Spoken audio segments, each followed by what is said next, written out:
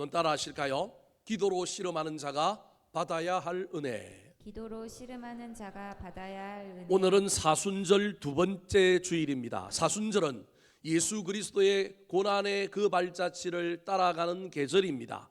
주님께서 우리를 위하여 어떻게 하셨는지 그 은혜를 다시금 받는 귀중한 절기라고 할 수 있습니다. 주님을 묵상하고 주님이 가신 그 길을 따라 우리도 십자가를 지르고 애를 쓸 뿐만 아니라 주님을 닮아가야 합니다. 이 사순절에 중요한 세 가지 전통이 있는데 이렇게 살아가는 사람들에게는 반드시 열매가 나타나야 되는데 그 열매가 사순절의 세 가지 전통은 기도와 구제와 금식입니다. 잘 기억하셔야 됩니다. 사순절의 열매, 사순절에 우리에게 있어야 될 전통은 기도와 구제와 금식입니다. 지난주는 기도라고 하는 것에 초점을 맞추어서 기도가 정답이다, 기도를 붙들고 기도로 씨름하여 성부를 보는 사순절을 만들어 가자라고 말씀드렸습니다. 오늘도 두 번째로 똑같이 기도라고 하는 주제를 가지고 여러분에게 말씀을 나누려고 합니다. 문제는 기도하는 것이 중요하고 기도가 우리 기독교의 핵심이라는 건 다 아는데 기도가 없으면 우리가 믿는 믿음이 헛것인 줄 아는데 문제는 기도가 어렵다는 것입니다. 내가 열심히 기도하면 응답이 나타나고 뭔가 갑자기 변화가 일어나고 징조가 일어난다면 얼마나 기도해 볼 만하지 않겠습니까? 기도하면 이루어진다. 그거 안 할 사람이 어디 있겠습니까? 그런데 문제는 기도가 어렵습니다. 그래서 기도가 노동입니다. 기도하면 금방 응답되면 좋겠는데 금방 응답되지 않습니다. 그래서 기도하다가 우리는 낙심하고 기도의 맛을, 기도의 그 놀라운 능력을 경험해 보지 못하고 기도가 늘 일이 되고 기도하다가 중단하기가 일수입니다. 오늘 본문 말씀은 고향을 떠났던 야곱이 출세하고 모든 걸 다 이루고 난 다음에 금이 환영하여 고향으로 돌아오는 이야기입니다. 그런데 그 앞에 원수와 같은 형 에서가 400명의 군사를 이끌고 그를 마중 나온다는 소식이 들려왔습니다. 오늘 본문 앞에 7절 말씀입니다. 같이 한번 읽어볼까요? 시작. 야곱이 심히 두렵고 답답하여 자기와 함께한 동행자와 양과 소와 낙타를 두 떼로 나누고. 저와 여러분이 세상을 살아갈 때 우리에게 벌어지는 현실, 우리에게 일어나고 있는 문제를 우리가 어떻게 해석할 것인가 참 중요합니다. 우리 인간은 우리 중심주의입니다. 내 뜻대로 내 생각대로 일어나는 문제를 해석합니다. 하나님의 관점이 무엇인지, 우리 하나님은 무슨 일을 하고 있는지 잘 생각을 못합니다. 7절 말씀을 다시 보여주실까요? 야곱에게 벌어진 이야기, 형 에서가 400명의 군사를 이끌고 옵니다. 이걸 야곱은 사실을 어떻게 해석했느냐, 나를 뭐 하려고 온다고요? 죽이려고 온다고 해석했습니다. 물론 그 해석이 맞을 가능성이 많습니다. 그런데 어떤 의미에서 보면 하나님은 이미 에서의 마음을 뭐 했을 수도 있어요? 바꾸어 설 수도 있습니다. 그런데 우리 관점으로 해석하면, 야곱의 관점으로 해석하면 형은 나를 오는데 마중 나와 오는데 환영하려고 온 게 아니고 나를 뭐 하려고 온다고요? 죽이려고 온다. 이런 해석이 들어오니 그 마음에 심히 두렵고 답답함이 밀려왔습니다.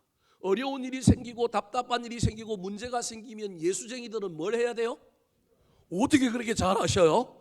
그런데 기도하기보다는 인간적인 수단과 방법, 인간적인 머리를 사용하기가 훨씬 더 쉽습니다. 야곱도 그랬습니다.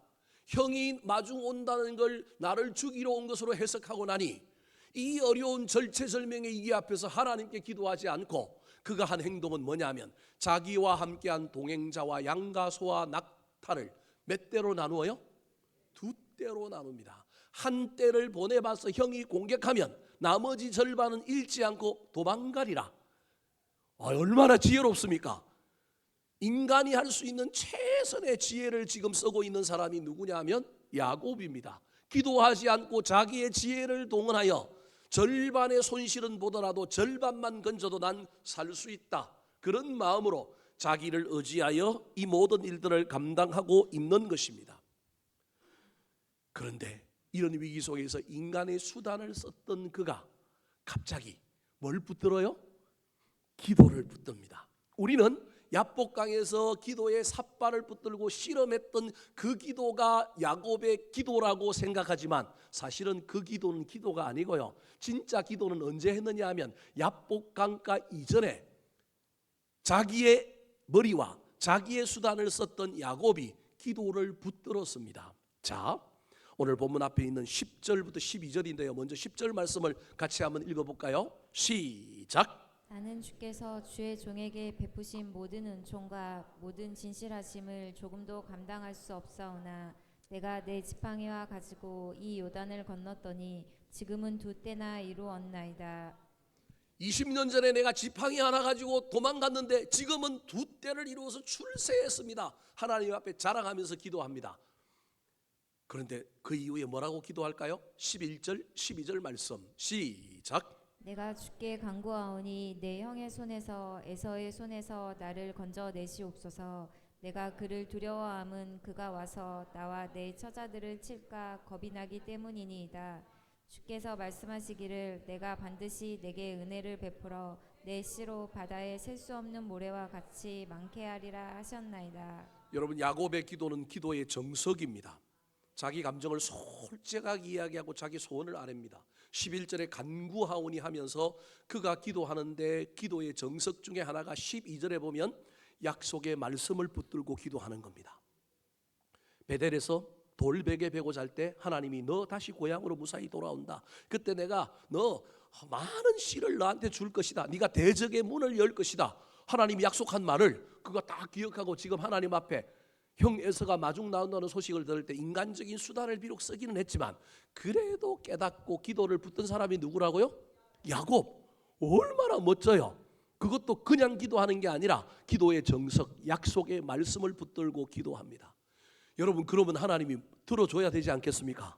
그러면 하나님이 응답하셔야 되지 않겠습니까? 문제는 오늘 설교에 야곱이 등장한 이유는 우리는 야복강가에서 기도한 것이 기도라고 생각하는데 그건 기도가 아니고요. 사실은 기도는 그 앞에 했는데 하나님이 보이지 않습니다. 하나님이 응답하지 않습니다. 분명히 약속의 말씀을 붙들고 내가 기도했는데 하나님은 응답하지 않고 어떤 현상도 없고 내 마음에 어떤 만족도 평안도 없습니다. 그래서 저 기도 이후에 야곱이 또 인간적인 수단을 씁니다. 자기의 재산을 셋대로 나눠요. 가족들 중에도 아내들 중에 제일 안 이뻐하는 아내들하고 자식들을 1대로 보냅니다. 그 다음에 두 번째 2대도 보냅니다. 보내는 사람들마다 말을 시킵니다.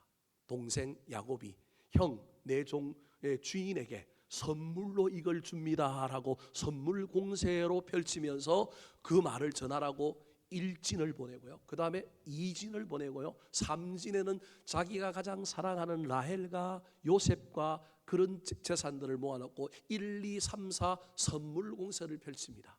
그러고도 자신이 없어서 자기는 어떡합니까? 강을 건너지 않고 강 뒤에 있습니다. 첫 번째 보낸 선물, 두 번째 보낸 선물, 세 번째 보낸 선물이 소용이 없으면 뭐 하려고요? 도망가려고. 다시 인간의 수단을 붙들고 서 있는 사람이 누구냐 하면 야곱입니다. 우리는 이 이후에 야곱이 기도의 삿발을 붙들고 기도했다고 생각하지만 야곱은 기도했는데 기도의 응답이 없어서 기도의 응답의 징조가 보이지 아니하여서 기도하다가 뭐한 사람이라고요? 낙심한 사람. 저와 여러분의 모습을 가장 잘 보여주고 있는 사람이 누구냐 하면 야곱입니다. 기도를 붙들었으나 하나님을 만나지 못한 야곱. 사랑하는 성도 여러분, 기도는 열심만으로 완성되지 않습니다.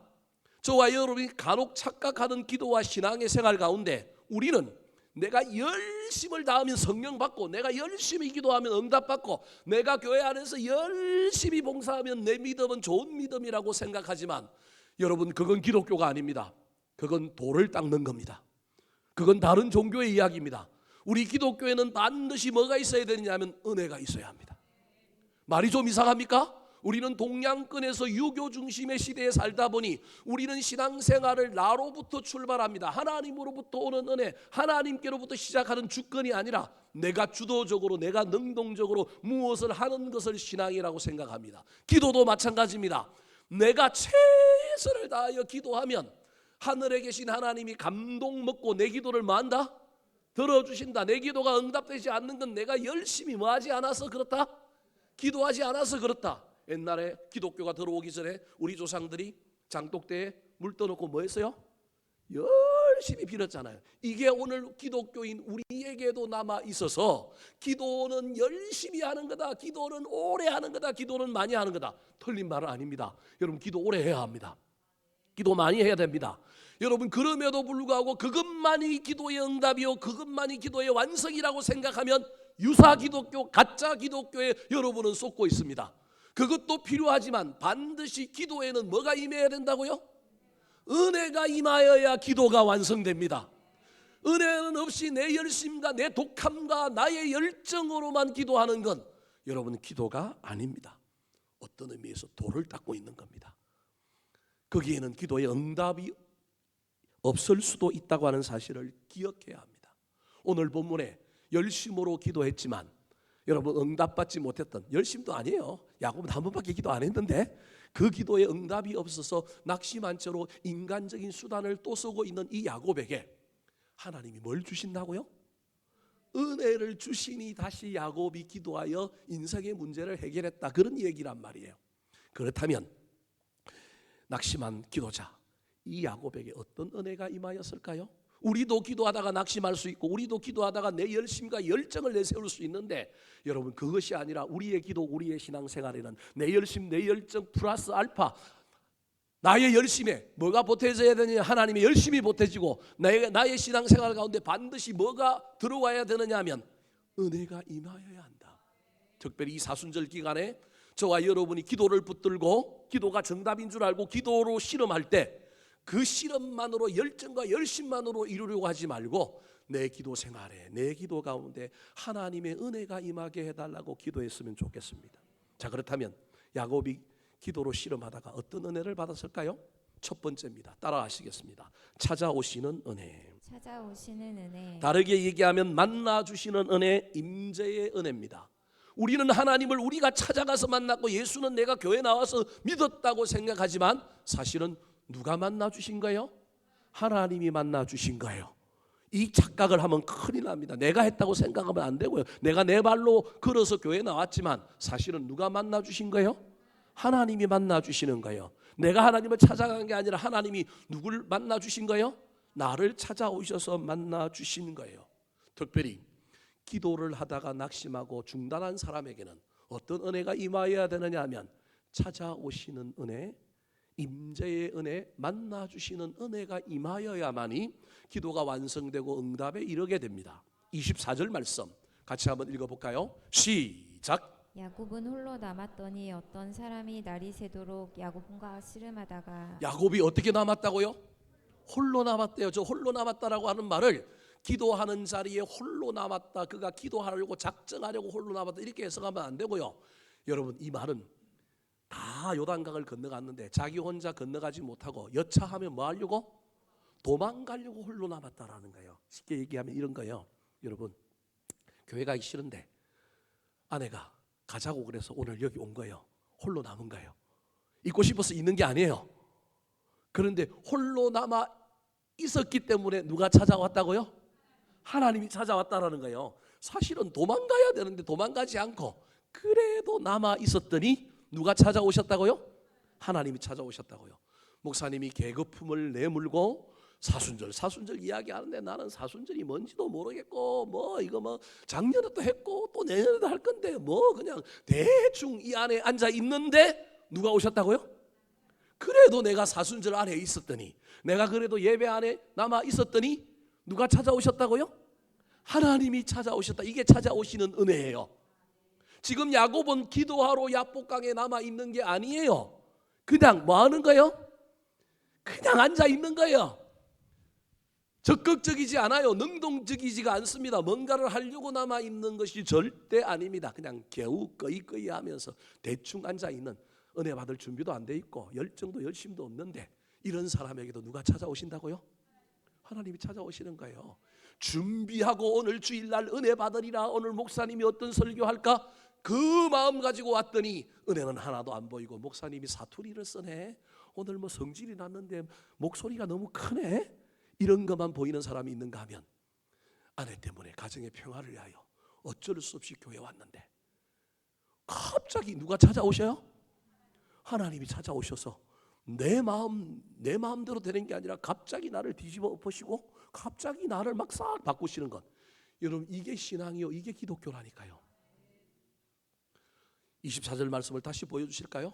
재미난 건 우리는 저 24절을 야곱이 기도의 실험을 하고 있다, 기도의 삿발을 잡았다고 생각하는데 저 24절을 앞만 봐도 저 일의 주도자가 야곱이에요? 어떤 사람이에요? 어떤 사람이? 실험은 야곱이 하고 있어요? 누가 하고 있어요? 어떤 사람, 저 어떤 사람이 하나님이거든요. 어떤 사람이 날이 새도록 야곱과 뭐 하고 있어요? 야곱은 실험하기 싫어, 안 하고 싶은데 저 사람이 갑자기 오더니만 나보고 막 삿발을 붙잡고 실험하자는 거야. 나 내비둬, 나 하기 싫어, 나 그냥 오늘 여기 자러 왔어, 나 그냥 대충 살래. 그런데 하나님이 찾아와서 하나님이 지금 뭐 하고 있는 거예요? 실험을 하고 있는 거예요. 여러분, 저와 여러분의 신앙생활 가운데 이런 일이 허다합니다. 나 좀 내비둬, 난 그냥 대충 믿을래, 난 그냥 이럴래. 근데 하나님이 완고한 나를 바꾸기 위하여 우리 하나님이 날이 새도록 밤이 새도록 나를 이기고 나를 바꿔보려고 우리 하나님이 지금 뭐하고 계시다고요? 실험하고 있는데 이게 저와 여러분 눈에 보일까요? 안 보일까요? 이게 보이는 사람은 찾아오시는 은혜가 보이는 사람이에요. 이게 안 보이는 거예요. 하나님이 나를 바꾸려고 실험하고 있는데 난 아내 때문에 가정의 평화를 위하여 여기 앉아 있는 거예요. 나 시비 걸지 말라는 거예요. 나 여기 앉아 있는 것만 해도 대단한 일이라는 거예요. 나 어제 토요일 날 무슨 기가 막힌 일 때문에 내 마음은 다 어그러져 갖고 나는 그냥 여기 오늘 있다가 가고 싶은데 하나님이 나한테 뭔가를 뒤집어 엎고 바꾸고 나를 막 새롭게 하려고 지금 하나님이 나한테 뭐 하고 계시다고요? 실험하고 있다니까요. 이게 영적인 이야기예요. 근데 이 실험이 보이는 사람이 있는가 하면 안 보이는 사람이 많다는 거예요. 지금 야곱의 눈에는 보일까요? 안 보일까요? 안 보이는 거예요. 하나님이 하다가 아이고, 이 인간 도저히 안 되겠다 싶어서 우리 하나님이 가기 전에 꿀밤을 한 대 주고 갑니다. 그게 25절입니다. 같이 한번 읽어볼까요? 시작. 자기가 야곱을 이기지 못함을 보고 그가 야곱의 허벅지 관절을 치매 야곱 허벅지 관절이 그 사람과 씨름할 때에 어긋났더라. 실험은 야곱이 한 게 아니라 하나님이 했다니까요. 야곱이라는 인간, 저 인간 좀 바꿔보려고 낙심하고 기도도 하지 않는 그가 입이 열려 눈이 열려 기도하고 새로운 인생을 살게 만들려고 그를 바꿔보려고 실험하신 분이 누구라고요? 하나님. 근데 이 인간이 바뀌어요, 안 바뀌어요? 안 바뀌어요. 그래서 자기가 야곱을 이기지 못함을 보고, 이걸 다르게 바꾸면 야곱이 바뀌지 않음을 보고 그가 떠나가면서 예의 나쁜 놈 하면서 꿀밤 한 대 줬는데 그게 뭐냐면 허벅지 뭘 친 거예요? 간절을 친 거예요. 여러분, 저와 여러분이 예수를 믿다가 많은 고난 가운데 기도하다가 낙심했는데 문제는 해결되기는커녕 허벅지 간절을 맞은 것 같은 또 다른 아픔이 우리 가운데 임할 때 여러분, 저와 여러분이 나를 바꾸시려고 찾아오신 하나님이 보였으면 좋겠습니다. 눈이 열리고 귀가 열렸으면 좋겠습니다. 신기하게도 바꾸려고 할 때는 안 바뀌었던 이 야곱이 하나님이 떠나가시면서 마지막 꿀밤 한 대 주듯이 그의 허벅지 관절을 쳐서 다리가 아팠는데 그 다리 아픈 고통 속에서 누가 보이기 시작한 거예요? 하나님이 보이기 시작한 거예요. 갑자기 안 보이던 하나님이 보이기 시작한 거예요. 아무런 마음의 감동도 없고 그만 앉아있는 나한테 갑자기 누가 찾아가고 나를 괴롭히고 너 예수 믿어봐, 기도해봐라 하면 대답도 안 하고 아이 귀찮아 죽겠는데, 그래서 이게 은혜인지 이게 좋은 일인지 전혀 깨닫지도 못했는데 그 사람이 포기하고 가다가 내 허벅지 관절을 하나 탁 집어갔는데 그때 누가 보이기 시작했다고요? 하나님이 보이기 시작했다는 거예요. 여러분, 이 실험은 지는 사람이 이기는 실험입니다. 지금 하나님이 야곱을 이겨보려고 실험했는데 이겼어요? 못 이겼어요? 못 이겼어요. 그런데 뭐 하기 시작하니까 이겨요? 지려고 하니까 이기는 거예요. 저도 아들들하고 어릴 때 이불 펴놓고 집에서 뭐 해봤어요? 실험해봤어요. 아들들이 기억하려는지 모르겠어요. 하다가 아들이 밭다리를 걸어오고 안다리를 걸어오면 하고 어떻게 해요? 넘어져야 아버지, 안 넘어지고 애들을 매잡고 오면 그 아버지는 아저씨. 아버지와 아들의 차이가 여기 있는 거예요. 아버지는 아들하고 씨름하면 뭐 해줘야 돼요? 져줘야 되는 거예요. 하나님이 야곱을 이겨서 바꿔보려고 했는데 이겨서는 바꾼다 못 바꾼다? 못 바꾼다. 그래서 하나님이 꿀밥 한 대 주고 져 주려고 하는데 그때 야곱의 눈에 누가 보이기 시작한 거예요?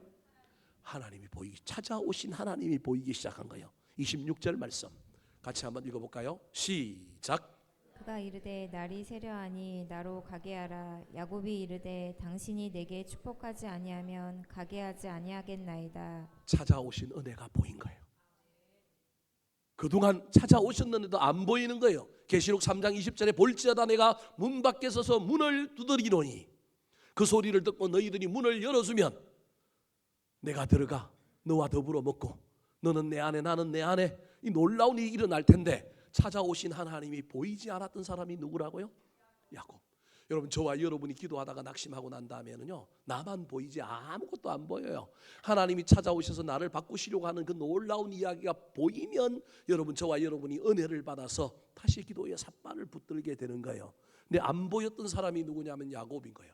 그런데 하나님이 신기하게도 꿀밤 한 대 때렸는데 내 허벅지 관절을 쳐서 뼈를 위골시켜서 다리를 절개하는 아픔을 주셨는데 신기하게 복 속에서 하나님을 만나는 것이 아니라 아픔 속에서 누가 보인 거예요?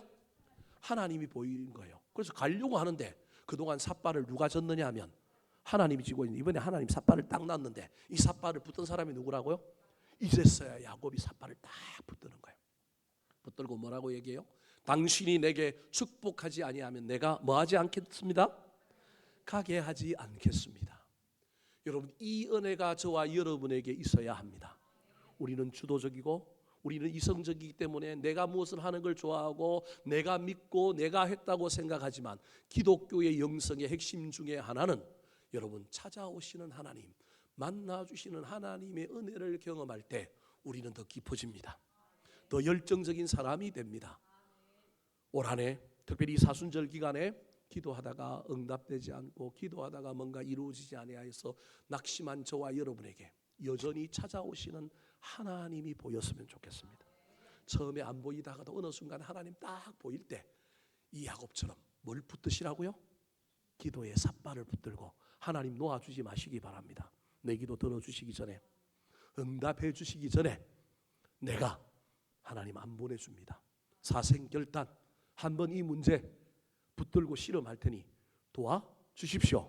다시금 기도의 삿발을 붙드는 저와 여러분이 되기를 예수님의 이름으로 축원합니다.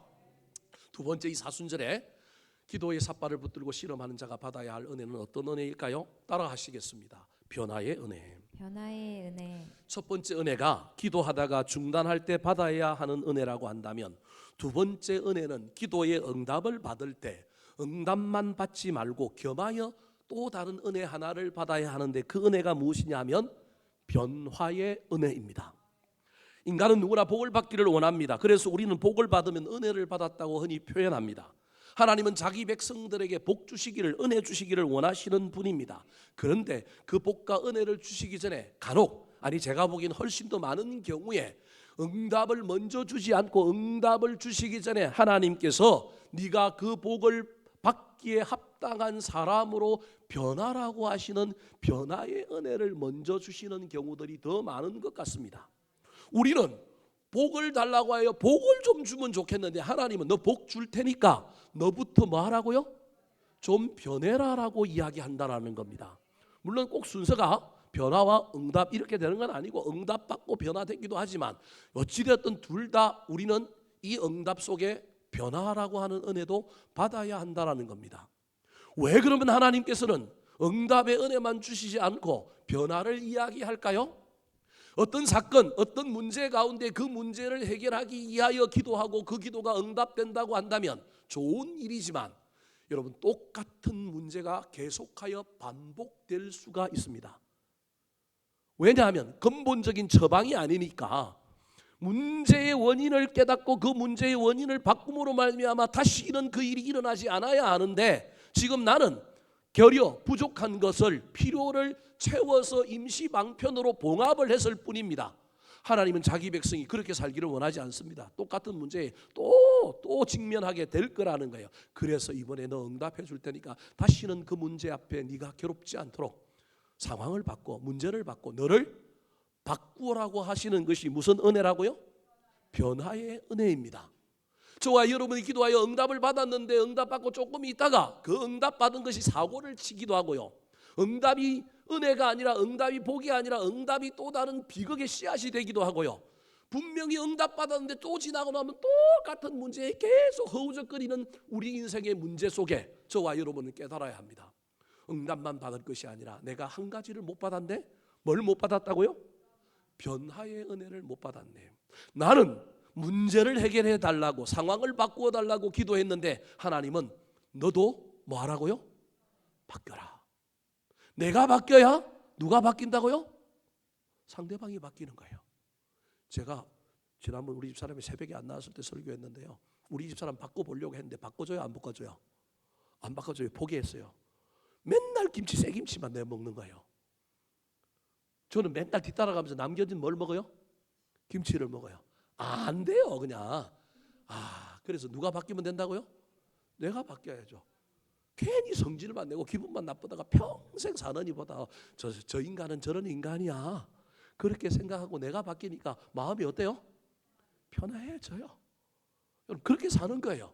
그래서 야곱은 형 에서가 변하기를 하나님께 기도했는데 하나님은 누가 변하라고요? 에서도 변화시켜 줄 테니까 누구도 변해? 너도 변해. 이게 변화의 은혜라는 겁니다.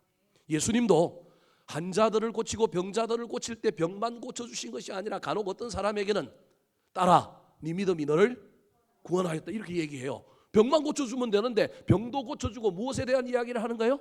믿음에 대한 이야기, 구원에 대한 이야기를 하는 거예요. 병만 고치면 안 되고 문제만 해결되고 응답만 받으면 안 되고 저와 여러분에게 변화의 은혜가 임하여야 한다는 거예요. 그렇다면 하나님은 야곱에게 어떤 변화를 요구하셨을까요? 27절, 28절 말씀 같이 읽어보겠습니다. 시작. 그 사람이 그에게 이르되 내 이름이 무엇이냐? 그가 이르되 야곱이니이다. 그가 이르되 내 이름을 다시는 야곱이라 부를 것이 아니요 이스라엘이라 부를 것이니 이는 내가 하나님과 및 사람들과 겨루어 이겼음이니라. 하나님은 기도의 응답을 주시기 전에 야곱에게 두 가지 변화를 일으켰는데 하나는 뼈를 치서 위골되게 만들므로 신체의 변화를 만들었습니다. 그리고 두 번째로는 무슨 변화를 만들고 있느냐 하면 이름을 바꾸어 주시는 변화를 이야기하는 거예요. 우리는 이름이 바뀌는 거 개명하기도 하지만 아무 문제도 아니지만 이스라엘 백성은 이름이 삶입니다. 야곱이라고 하는 이름은 무슨 뜻이냐면 발 뒤꿈치를 잡는 자, 남을 넘어뜨리고 쓰러뜨리는 사람, 사기꾼 그런 사람입니다. 이름이 그 이름대로 살아온 사람이 누구예요? 야곱입니다. 그런데 지금 하나님이 너 그 이름 갖고 안 돼. 너 다시는 그 이름 쓰지 말고 이제는 어떤 이름을 쓰라고요? 이스라엘. 지금 현재 이스라엘이라고 하는 나라의 이름을 쓰라는 거예요. 이스라라고 하는 단어와 엘이라고 하는 단어가 합쳤는데 엘은 하나님이요 이스라는 다스리다라고 하는 뜻입니다. 그러니까 앞으로 너는 네 인생에 네가 주인이 되어서 남 발 뒤꿈치 잡아가면서 사기 쳐서 먹고 사는 인생 되지 말고 누구의 다스림을 받는 사람이 되라고요? 하나님의 다스림을 받는 사람이 되어라. 주인을 바꾸어라. 그동안 네가 주인이었는데 이제는 네가 주인하지 말고 누구 주인 삼아라? 하나님을 주인 삼아 하나님의 다스림을 받는 사람이 되어라는 거예요. 앞에 화면을 다시 한번 보여주실까요? 그 이름을 바꿔주신 이유가 28절 뒤에 나옵니다. 이는 왜 내가 네 이름을 이렇게 바꾸느냐 하면 그동안 너는 어떻게 살아왔느냐 하면 네가 하나님과 사람들과 겨루어 뭐 했다고요? 이겼다. 너 그동안 뭐 하는 삶을 살았다고요? 이기는 삶을 살았다. 근데 이기면 이긴다고요? 못 이긴다니까 여러분 잘 기억하셔야 됩니다. 이긴다고 이긴 게 아니고 뭐야 이긴다고요? 이게 기독교라니까요. 그런데 우리는 기독교를 믿으면서 자꾸 남을 뭐 하려고 그래요? 이기려고 한다니. 이기면 우리는 야곱이에요. 지면 뭐라고요? 이스라엘이라니까요. 여러분 우리는 자꾸 이기려고 그런다니까요. 너 그동안 하나님도 이겨먹었고 너 누구도 이겨먹었다고요? 사람도 이겨먹었다. 그래서 넌 야곱이다. 근데 그걸로는 너 인생 문제 해결을 못해. 너 앞으로 그걸로는 너 못 살아. 너 제대로 살려면 이제 너 이겨먹는 사람이 아니라 지는 사람 돼요. 특별히 누구한테 지라고요? 하나님한테 줘. 너 주인 바꿔. 너가 주인하지 말고 너 하나님 주인 삼아. 그래서 이름을 뭐라고 바꿔줬다고요? 이스라엘이라고 바꿔준 겁니다. 주인이 바뀌는 것을 경험하게 시키려고 하나님께서 그 놀라운 일을 시킨 것입니다. 사랑하는 성도 여러분, 기도는 상황을 바꾸고 문제를 바꾸는 것이 아니라 나를 변화시키고 나를 바꾸는 것입니다. 하나님께서 이스라엘이라고 하는 이름을 주므로 야곱은 이제 이기는 사람이 아니라 지는 사람, 자기가 주인인 것이 아니라 하나님을 주인 된 사람으로 살게 만들려고 그를 그렇게 이름을 바꿔준 겁니다. 근데 이름을 바꾸기 전에 왜 갑자기 뼈를 쳐가지고 쩔뚝발이를 만들었을까요? 성경의 야곱의 주특기가 무엇인지 아십니까? 마라톤 선수, 육상 선수예요. 주랭랑 잘하는 사람, 도망 잘 다니는 사람이에요. 뜀박질 잘하는 사람이 누구라고요? 야곱인데 아무리 이름을 바꾸어줘도 그 이름에 걸맞는 삶으로 변화되기까지는 시간이 좀 필요해요. 근데 지금 당장 누가 와 있어요? 에서가 와 있어. 지금 해석을 에서는 나를 환영하기 위하여 온 형이 아니라 나를 뭐하러 온 사람이라고요? 죽이려고 온 사람. 하나님이 이름을 바꿔줬지만 인간은 궁지에 몰리면 옛날 습관, 옛날 버릇이 나오는데 또 여차하면 뭐하기 쉬워요? 도망가기가 쉽잖아요. 그래서 지금 다 강을 건너 보냈는데 혼자 야복강에서 건너가지 않고 있는 이 야곱의 속셈에는 여차하면 다 죽어도 누구는 살겠다? 나 혼자는 살겠다. 나 또 다시 뭐 하면 돼? 도망가면 돼. 이걸 우리 하나님이 아시는 거예요. 그래서 이름이 바뀌고 존재가 바뀌는 것이 허탕으로 끝나지 않으려고 우리 하나님께서 그의 허벅지 둔부를 쳐서 뼈를 이골시킴으로 말미암아 뭐하지 못하게 하려고요? 도망가지 못하게 하려고. 이제 이 발로는 형을 피해서 도망갈 수 없습니다. 그러면 이제 오로지 누구 말을 바라봐야 됩니까? 하나님 말을 바라봐. 진짜 이스라엘이 되는 것입니다. 여러분, 이 이야기가 그런 이야기라고 하는 사실을 기억했으면 좋겠습니다. 사순절 기간에 올 한 해 저와 여러분이 기도로 실험하다가 하나님의 놀라운 은혜로 말미암아 많은 응답을 받았으면 좋겠습니다. 기도하다가 낙심되었을 때 다시 찾아오시는 하나님의 은혜를 경험하여 야곱처럼 축복하지 않으면 가게 하지 않겠나이다. 사생결단의 마음으로 기도의 삿발을 잘 붙들고 응답 받으시기 바랍니다. 그런데 응답만 받지 말고 뭐도 받으라고요? 변화를 제발 받으시기 바랍니다. 이겨먹는 사람이 아니라 져주는 사람이 좀 되시기 바랍니다. 내가 바뀌면 누구도 바뀌냐면 에서도 바뀝니다. 내가 바뀌어야 누가 바뀐다고요? 에서가 바뀝니다. 저는 성경을 이렇게 해석합니다. 초창기 400명 군사를 이끌고 오는 이 에서는 살기가 등등하여 나의 장자권을 뺏어갔던 야곱, 이놈 만나기만 하면 뭐한다? 죽인다. 그런데 여러분, 이 실험하다가 뼈가 위골되는 가운데 에서의 마음이 점점 변하고 그가 썼던 인간적인 수단, 선물을 받을 때마다 누구의 마음이 녹았다? 에서의 마음이 녹았다. 그래서 나중에 야곱도 변하니 누구도 변하더라? 에서도 변하더라. 믿든지 말든지 천국 가서 물어봅시다. 여러분, 저는 그렇게 해석합니다. 사랑하는 성도 여러분, 기도의 응답만 받지 말고 변화받으시기 바랍니다. 이기는 사람 말고 저 주시는 사람들이 되는 놀라운 역사가 저와 여러분의 삶에 일어나게 되기를 우리 구주 예수 그리스도의 이름으로 축원합니다. 세 번째, 기도로 실험하는 자가 기도하는 중에 받아야 할 은혜가 무엇일까요? 첫 번째 은혜가 낙심되었을 때 찾아오시는 은혜를 경험하여 다시 기도의 삿발을 붙들고요, 기도하여 응답만 받는 것이 아니라 변화의 은혜를 받는 저와 여러분이 되었으면 좋겠습니다. 세 번째 은혜가 따라하시겠습니다. 간증의 은혜. 간증의 은혜. 이 간증의 은혜는 인정의 은혜요, 유산의 은혜라고 할 수 있습니다. 이게 무슨 말일까요? 31절 32절 말씀을 같이 한번 읽어볼까요? 시작. 그가 브니엘을 지날 때 해가 돋았고 그의 허벅다리로 말미암아 절었더라.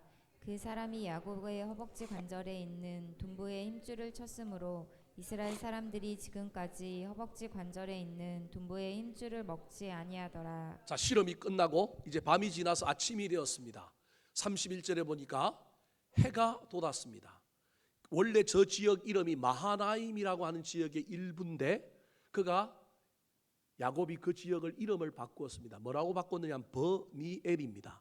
엘은 하나님이요, 버니는 얼굴입니다. 즉 하나님의 얼굴을 본 장소라고 하는 의미로 지역 이름을 그렇게 바꾸었습니다. 내가 하나님과 얼굴을 대면하였는데 죽지 않고 뭐했다? 살았다. 그래서 그 지역 이름을 버니엘이라고 고쳤는데요, 한편의 그림이라고 생각해 보시기 바랍니다. 아침이 되어서 해가 딱 떠오르는데 그 붉은 해를 향하여 누가 걸어가고 있느냐 하면 야곱이 걸어가고 있는데 야곱의 머리가 해 중간쯤에 걸쳐 있습니다. 그런데 뒷모습만 찍혀 있어서 사람 야곱은 여러분 검은색으로 딱 나와 있고요. 해는 빨간 노란 패치를 띠고 있는 그 해가 있는데 거기에 머리가 걸려 있는 상태로 야곱이 걸어가는 장면이 그림으로 그려졌다고 봅시다. 근데 야곱이요 보무도 당당하게 걸어가고 있는 게 어떻게 걸어가요? 쩔뚝거리면서 걸어갑니다. 얼마나 언밸런스합니까? 저 해가 누구냐 하면 하나님입니다. 해를 향하여 걸어가고 있는 이 야곱의 모습이 주인을 바꾼 모습입니다. 자기가 주인이었던 야곱이 이제 하나님을 주인으로 모시고 가는데 여러분 보무도 당당하게 멋지게 걸어가야 되는데 어떻게 걸어가고 있어요? 쩔뚝거리며 걸어가는 거예요. 이게 얼마나 기묘하고 좀 우리가 생각하기엔 좀 좋지 못한 모습. 하나님이 좀 저거 좀 안 해줬으면 좋겠는데 저거 왜 쩔뚝거리게 만들어서 다시 만져갖고 뭐 해줬으면 좋겠어요? 고쳐서 씩씩하게 걸어갔으면 좋지 않습니까? 이게 우리 인간의 생각이라는 거예요. 근데 하나님은 고쳐주지 않아요. 쩔뚝거리게 만듭니다. 그런데 시간이 흘러가지고 32절에 보니까 그 사람 야곱의 허벅지 관절에 있는 둔부의 힘줄을 쳤으므로 그 이후에 이스라엘 사람들이 지금까지 어떤 짐승을 잡을 때 짐승의 허벅지의 관절에 있는 둔부의 힘줄은 뭐 하지 않았다고요? 고대의 힘줄을 먹으면 힘이 생긴다고 힘줄을 먹었던 것 같아요. 무슨 말씀이 이해되십니까? 그래서 힘줄을 먹었는데 우리가 무릎 좋으려고 뭐 먹어요? 도가니 먹잖아요. 똑같아요, 여러분. 인간 세상의 역사 속에 다 이런 게 있는 거예요. 뭐가 좋다고 먹는 거예요. 제가 이야기했잖아요. 저 어릴 때 노루 잡으면 뭐 먹었다고요? 피 먹으면 좋다고. 그게 얼마나 비위생적이고 얼마나 피가 안 맞으면 얼마나 문제를 일으킬 수 있는데 어린 시절에 노루 잡아가지고 어르신들이 막 빨대 꽂아가지고 보리대 꽂아가지고 아들들 용감한 아들들 오라게 하고 뭐 먹으라고요? 제가 어릴 때 피 먹고 자란 사람이에요. 왜 그랬는지 모르겠어요. 부모님들이 막 그런 비정상적인 일을 시켰는데 그거 먹으면 뭐 한다고요? 피가 들어가서 막 생명력이 있다고 그렇게 한 거예요. 그런 어떤 일들이 고대에 있었는데 고대 이스라엘에도 뭐 먹는 간섭이 있었느냐 하면 힘줄을 먹는 게 있는. 이 힘줄을 먹으면 건강해진다고 먹었는데 유일하게 이스라엘 백성들이 어디 힘줄은 안 먹었다고요? 허벅지 둔부에 있는 힘줄을 안 먹었어요. 왜? 누구 때문에? 야곱 때문에. 그럼 왜 이런 일이 벌어졌을까? 이게 시대를 거슬러 올라가서 한 공동체의 유산이 되었고 한 공동체의 전설이 된 이야기라는 거예요. 왜 안 먹었을까요? 이 이야기가 뭘까요? 훗날 다윗이 이스라엘 왕국의 왕이 되고 난 다음에 수도를 국토 중앙으로 옮기려고 여부스라고 하는 지금의 예루살렘 여부스라고 하는 성을 침략했을 때 그 성을 빼앗으려고 군대를 이끌고 갔는데 그 성이 난공불락의 성읍이에요. 못 올라가요. 아무도 정복한 적이 없어요. 얼마나 이 성에 사는 사람들이 교만했던지 다윗이 군사를 이끌고 쳐들어왔는데 높은 그 성에서 내려다보면서 다윗을 향하여 야지를 놓는 거예요. 비웃는 거예요. 야, 우리 군사 안 내보내도 너 이겨. 우리 성에 있는 눈먼 사람 그리고 장애인 쩔뚝발이들 내보내도 우리 너네들하고 싸워서 뭐 한다고요?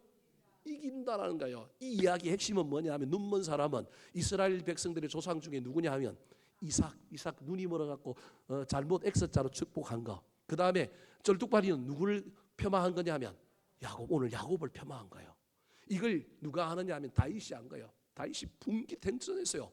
그냥 너희들은 게임이 안 된다 그러면 되는데 우리 조상들의 그걸 폄하한 거예요. 사실은 그건 폄하한 게 아니라 그건 폄하 당할 만한 일이 아니라 이스라엘 백성들의 영광이요 자랑인데 그걸 막 그렇게 얘기하는 거예요.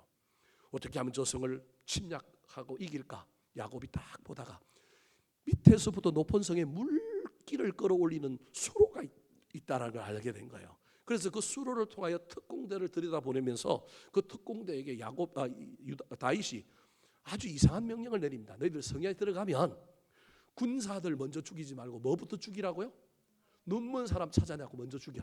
그리고 다리가 이상이 있어서 쩔뚝거리는 사람 먼저 죽여. 말도 안 되는 이야기잖아요. 특공대가 들어갔으면 누구부터 제압해야 돼요? 군인들부터 제압해야 되는데 이 군인들이 성에 들어가고 특공대가 제일 먼저 한 일은 적군의 공격을 막아가면서도 눈은 뭘 쳐다보느냐 하면 다리를 저느냐 눈이 멀었냐 그걸 보면서 막아가면서도 나중에 누굴 죽이느냐 하면 일당백들의 용사들이 눈먼 사람 죽이고요. 그 다음에 절뚝발이 죽이고 난 다음에 그 다음에 누굴 죽였느냐 하면 정규 군인들을 죽인 거예요. 이 전쟁 역사에 이런 일이 있을 수 없는 거예요. 야곱이 얼마나 분기탱천했던지 야곱이 그 일을 한 거예요. 유다가 그 일, 다윗이 그 일을 한 거예요. 제가 나이가 드니까 이름이 자꾸 헷갈려요. 이해해 주세요. 다윗이 그 일을 한 거예요. 그때 이때 다윗이 얼마나 악랄하게 이 성을 정복하고 그런 장애인들, 연약한 사람들을 먼저 죽였는지 이스라엘 백성들한테 소문이 하나 났는데, 속담이 하나 생겼는데, 다윗의 상에 쩔뚝발이가 앉으면 된다 안 된다? 안 된다. 그래가지고요, 다윗 때문에 모든 사람들이 쩔뚝발이를 어디에 안 들이는 거예요? 집에 안 들이는 문화가 생겨 이상하게 변해버린 거예요.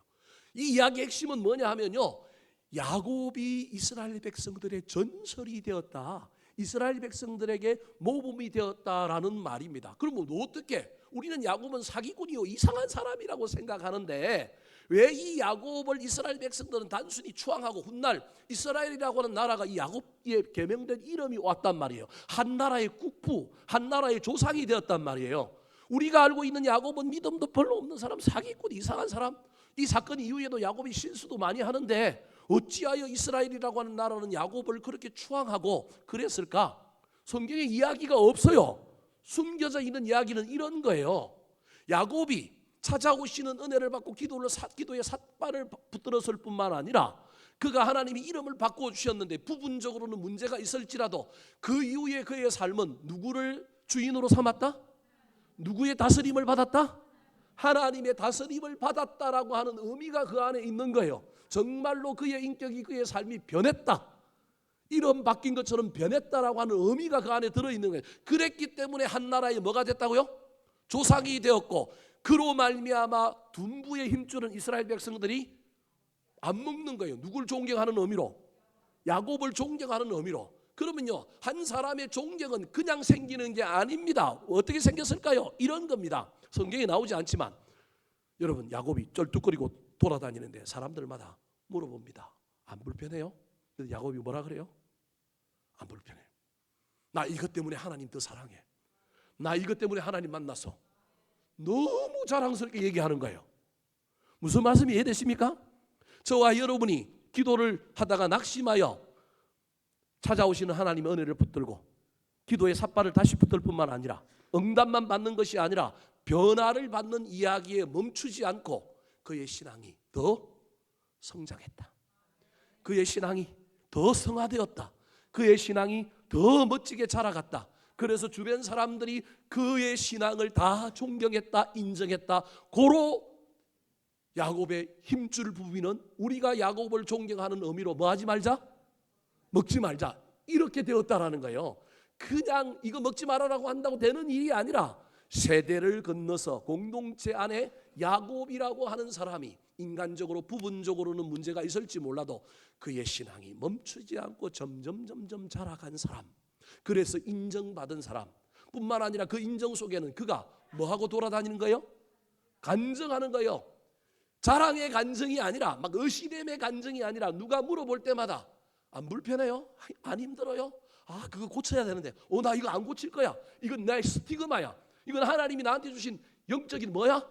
흔적이야. 나는 이거 귀한 거야. 나 이거 볼 때마다 난 겸손할 거야. 난 이거 볼 때마다 나는 내가 하나님을 주인으로 삼아야 되는 존재, 하나님만을 의지하는 존재야. 이러고 살았다는 의미가 이 안에 들어있는 거예요.